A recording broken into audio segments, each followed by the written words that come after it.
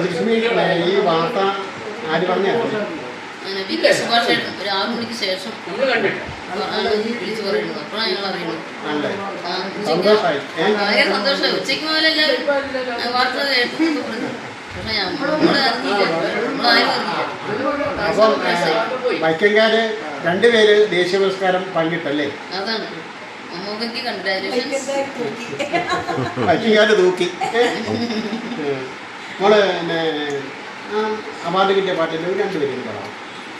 നീളം വാവ് കഥ കേട്ടു മെല്ലെ മിഴി കൂട്ടു മാറി ചൂടിൽ ഉറങ്ങ് ഉറങ്ങ് പൊന്ന് കളരാതെ ഓണ് ചിരിയോടെ കുഞ്ചി കളിയാടി വളര് വളര് ഉയർന്നു വാ ഉയർന്നു വാ കടകളെ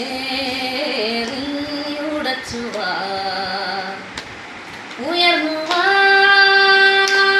ഉയർന്നു വാ ഉലകിനെ